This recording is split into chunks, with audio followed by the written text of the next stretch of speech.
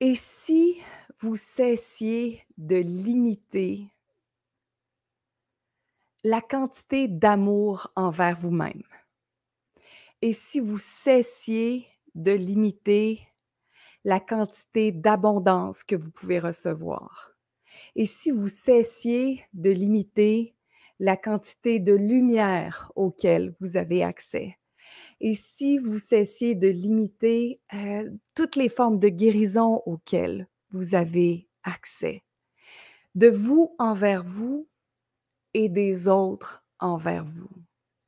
La plus, grande, mmh, tristesse peut-être d'un point de vue céleste lorsqu'on regarde l'expérience humaine, c'est de voir le nombre de limitations et de non-recevoir que vous avez mis en place depuis votre tendre enfance jusqu'à maintenant.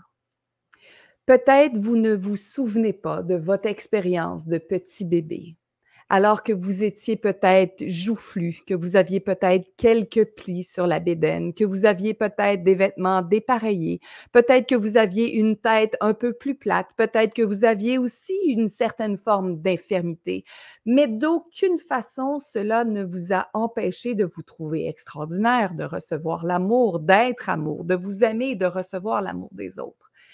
Et si vous retourniez exactement dans cette sensation-là et que vous pouviez reconnaître que vous êtes exactement au bon endroit, au bon moment, que vous êtes exactement à la bonne place, ni en retard, ni en avance, que vous avez une connexion directe avec la source, la lumière, l'amour, que vous êtes un être infini et que vous avez droit de vous octroyer, de vous donner cet amour infini et de recevoir cet amour infini par vous-même et par les autres.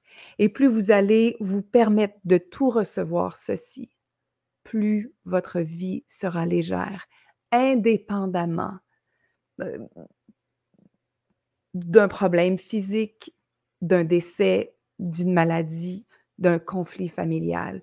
Tout ceci ne vous définit pas comme être d'amour. Êtes-vous prêt à tout recevoir et à tout vous donner, cette bienveillance et cet amour infini?